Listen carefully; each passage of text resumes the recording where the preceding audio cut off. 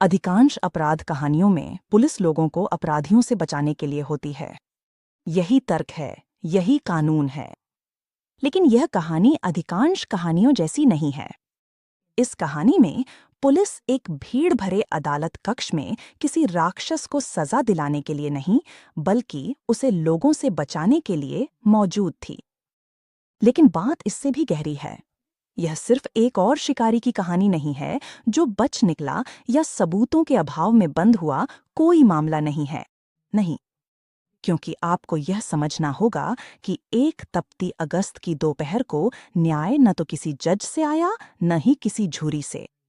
यह न्याय 200 महिलाओं के हाथों आया, जो रसोई के चाकू और मिर्च पाउडर की थैलियों से लैस थीं, और यह खूनी अंदाज में आखिरकार खुद अदालत के संगमरमर के फर्श पर दिया गया। हमारी कहानी नागपुर, भारत के एक स्लम कस्तूरबा नगर से शुरू होती है। यह दलितों का समुदाय है, जो सामाजिक सीढ़ी का सबसे निचला पायदान है, गहरी गरीबी का स्थान। लेकिन यह उनकी जगह थी, उनका मोहल्ला था। और एक शिकारी के लिए यह शिकार करने के लिए सबसे उपयुक्त जगह थी। उसका नाम भरत कालीकरण यादव था, लेकिन हर कोई उसे अक्कू के नाम से जानता था। और अक्कू जन्म से राक्षस नहीं था। वह एक संपन्न परिवार से था, ऊंची जाति से। वह हैंडसम था, लोकप्रिय था, अच्छा छात्र था, सबका चहेता लड़का था। लेकिन उसके पिता की मृत्यु के बाद सारी संपत्ति खत्म हो गई, और अक्कू ने तय कर लिया कि रोजी रोटी कमाना दूसरों का काम है। उसने छोटे स्तर से शुरुआत की, कभी कभी छोटी चोरी, कभी कभी जुआ। जल्द ही उसके पास एक गैंग बन गई, और उन्होंने सबसे आसान निशाने पर ध्यान केंद्रित किया, कस्तूरबा नगर के लोग। शुरुआत में यह सिर्फ खुली रंगदारी थी। अक्कू और उसके आदमी मोहल्ले में चाकू लेकर अकड़ के चलते और जो चाहा बस छीन लेते। उसका पसंदीदा निशाना एक छोटा सा खोखा था, जिसे प्रतिभा नाम की एक महिला चलाती थी। दिन दहाड़े वह अंदर जाता, जो मन करता उठा लेता और बाहर निकल जाता। कभी कभी वह एक घिनौना खेल खेलता, वादा करता कि बाद में पैसे देगा। वो पैसे कभी नहीं आए। पूरा मोहल्ला बेबस था। लेकिन पैसे भी उसके अंदर बढ़ती अंधकार को संतुष्ट नहीं कर पा रहे थे। एक रात वह और उसका गैंग एक जोड़े से वसूली करने गए, लेकिन जब अक्कू ने उस आदमी की प्रेमिका को देखा तो उसकी योजना बदल गई। उसने उसके प्रेमी के सामने ही उस पर हमला किया। उसे गिरफ्तार किया गया, लेकिन एक ऐसी जगह पर जहां कानून को एक बोतल शराब से खरीदा जा सकता था। जेल जाना तो जैसे बच्चों का खेल था। वह बाहर आ गया और पहले से भी ज्यादा बुरा हो गया। बहुत ज्यादा बुरा। उसे इसकी लत लग गई थी। कस्तूरबा नगर की महिलाएं उसके लिए निजी खेल का मैदान बन गई थीं। शिकायतें बढ़ने लगीं। महिलाओं और छोटी लड़कियों पर हमला किया गया, उन्हें बर्बरता से तोड़ा गया और बेसहारा छोड़ दिया गया। उसे इस बात की परवाह नहीं थी कि वे 10 साल की हैं या 40 साल की। उसे इस बात की भी परवाह नहीं थी कि वे शादीशुदा हैं या गर्भवती। अगर वह उन्हें चाहता था तो उन्हें जबरन ले लेता था। कस्तूरबा नगर पर एक घुटन भरा डर छा गया था। ये एक जीता जागता दुःस्वप्न बन गया था। पति और पिता टूट चुके थे। वे मजबूर होकर बेबस देखते रहते, कुछ अपनी शर्म को सस्ती शराब में डुबो देते।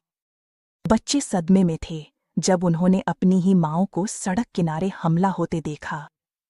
महिलाओं ने एक कोड विकसित किया, एक गुप्त चेतावनी प्रणाली, जिससे वे आंखों के गिरोह के निकट आने पर एक दूसरे के घरों में छिप सकें। एक अलिखित नियम सामने आया। शाम 6 बजे के बाद पड़ोस बंद दरवाजों और खामोशी घुटन भरे आतंक का किला बन गया। उन्होंने उसकी रिपोर्ट की। हे भगवान, क्या उन्होंने उसकी रिपोर्ट की? लेकिन पुलिस? वे एक मजाक थे। मजाक से भी बदतर, वे उसके साझेदार थे। बचे हुए लोग स्टेशन जाते थे, जहां उन पर वेश्यावृत्ति का आरोप लगाया जाता था। यहां तक कि यह अफवाह भी थी कि पुलिस वाले आंखों को उन महिलाओं के नाम बता देते थे जिन्होंने बोलने की हिम्मत की, ताकि वह जेल से छूटने के बाद उन्हें और ज्यादा डरा सके। एक बिल्कुल ही घिनौने मामले में एक महिला जिसने आंखों द्वारा किए गए हमले की रिपोर्ट की थी, उसी पुलिस वालों द्वारा फिर से हमला किया गया, जिन्हें उसकी रक्षा करनी थी। यह थी उनकी दुनिया, एक ऐसी दुनिया जिसमें न कानून था न उम्मीद। लेकिन सबसे गहरे अंधेरे में भी एक चिंगारी चमक सकती है। उसका नाम आशा परिठी था और आशा बहादुर थी। वह उन कुछ लोगों में से थी जो आँखों और उसके गिरोह के आने पर उन पर चिल्लाती और गालियां देती थीं। उसे पता था कि यह सब ऐसे नहीं चल सकता। उसने पुरुषों को संगठित किया, उन्हें बताया कि अब या कभी नहीं। उन्हें खुद ही आँखों से छुटकारा पाना था। उन्होंने घात लगाने की योजना बनाई, लेकिन वह असफल रही। आँखों सिर पर चोट लगने के बावजूद बच निकला और किस्मत के अजीब खेल में उसे उसके अपने सबसे अच्छे दोस्त अविनाश ने बचाया, जिसने उसे खून दान किया। इस नाकाम कोशिश ने आँखों को और ज्यादा शक्की और हिंसक बना दिया, और उसकी शंका उसी आदमी के खिलाफ हो गई जिसने उसकी जान बचाई थी। अविनाश सबका दोस्त था, जिसमें आशा भी शामिल थी। आँखों यह बर्दाश्त नहीं कर सका। एक दिन उसने सड़क पर अविनाश का सामना किया। बहस झगड़े में बदल गई और सबके सामने आँखों ने चाकू निकाला और अपने ही सबसे अच्छे दोस्त को चाकू मार दिया, उसे कच्ची सड़क पर खून से लथपथ छोड़ दिया। जब आशा दौड़ती हुई आई और उस पर चिल्लाई कि उसने क्या किया है, तो आँखों बस मुस्कुराया और उससे कहा, अब तुम्हारी बारी है। उसे गिरफ्तार कर लिया गया। 2 साल बाद वह बाहर आ गया और उसने अपना वादा पूरा किया। एक रात जब आशा का परिवार जश्न मना रहा था, वह और उसका गिरोह उसके घर में घुस आए। उन्होंने उसके साथ जो किया वह सिर्फ हत्या नहीं थी, बल्कि एक संदेश था। उन्होंने उसे विकृत किया, उसका चेहरा बिगाड़ दिया और उसका सिर काट दिया। खून से लिखा हुआ एक चेतावनी संदेश था उन सभी के लिए जो उसे चुनौती देने की हिम्मत करते। समुदाय पूरी तरह टूट गया था। ऐसा लग रहा था कि यह भयावहता कभी खत्म नहीं होगी। लेकिन आँखों ने आखिरी और घातक गलती की। उसने गलत शिकार चुन लिया। उसका नाम उषा नारायण था। वह होटल मैनेजमेंट की छात्रा थी और वह मजबूत थी। जब उसे पता चला कि आँखों के गिरोह ने 13 साल की एक लड़की पर हमला किया है, जिससे वह बच्ची सदमे और डर में डूब गई, तो उषा का सब्र टूट गया। वह खुद पुलिस के पास गई और रिपोर्ट दर्ज कराई। भ्रष्ट पुलिस ने तुरंत आँखों को इसकी खबर दे दी। उस रात उसके लगभग 40 आदमी हथियारों से लैस होकर उषा के घर को घेर लिया। वे चिल्ला चिल्ला कर धमकियां दे रहे थे और वादा कर रहे थे कि वे उसके साथ वही करेंगे जो उन्होंने आशा के साथ किया था। पड़ोसी अपने अंधेरे खिड़कियों से यह सब देख रहे थे, डर के मारे जड़ हो गए थे। लेकिन उषा आशा नहीं थी। उसने अपने परिवार को भाग जाने को कहा। फिर वह एक गैस सिलेंडर घसीटकर दरवाजे तक ले आई, पाइप काट दिया और गैस को पूरे घर में फैलने दिया। वह वहीं खड़ी रही, हाथ में माचिस की डिब्बी लिए, और चुनौती भरे स्वर में चिल्लाई, आओ अंदर। उसने उन्हें ललकारा, मैं हम सबको उड़ा दूंगी। गिरोह के लोग हिचकिचा गए। उन्हें गैस की गंध आ रही थी।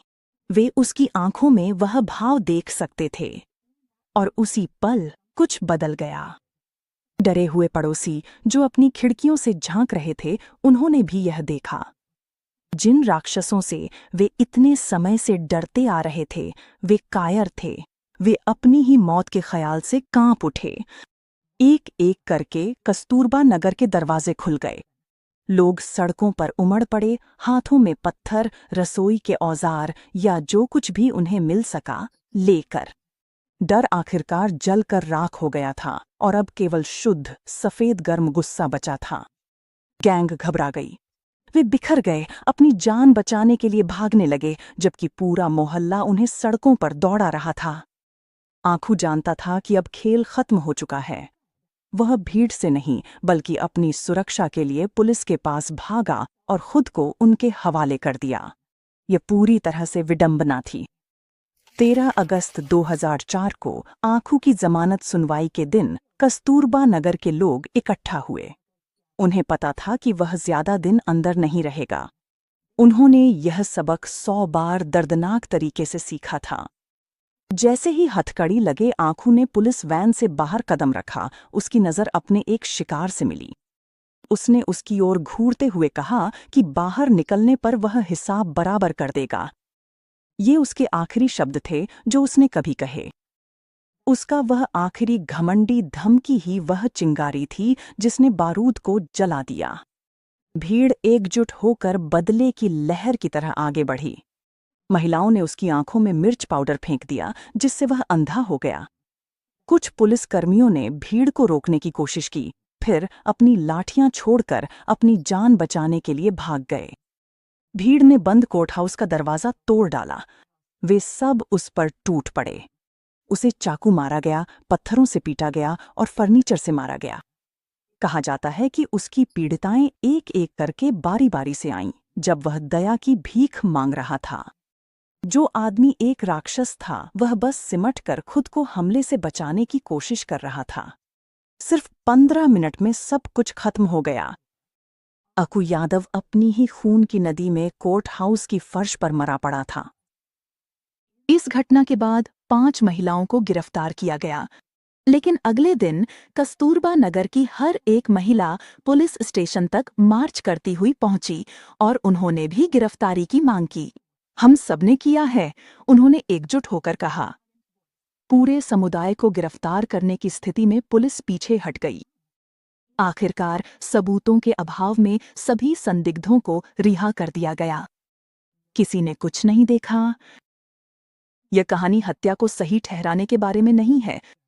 यह उस व्यवस्था की कहानी है जो अंदर से इतनी सड़ी गली और टूटी हुई थी कि उसने सैकड़ों लोगों को कोई और रास्ता ही नहीं छोड़ा। यह उस समय की कहानी है जब शोषित, हाशिए पर पड़े और भुला दिए गए लोग आखिरकार उठ खड़े होते हैं और वह न्याय छीन लेते हैं जिसे दुनिया ने उनसे इतने समय तक छीन रखा था। यह अक्कू यादव की कहानी नहीं है, यह कस्तूरबा नगर की महिलाओं की कहानी है। नमस्ते, देखने के लिए धन्यवाद। यह एक बेहद तीव्र और कठिन कहानी थी और मुझे पता है कि इससे कई जटिल सवाल उठते हैं।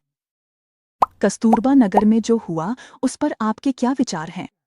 कृपया अपनी राय कमेंट्स में बताएं। और जाने से पहले लाइक और सब्सक्राइब करना न भूलें। फिर मिलेंगे अगली बार।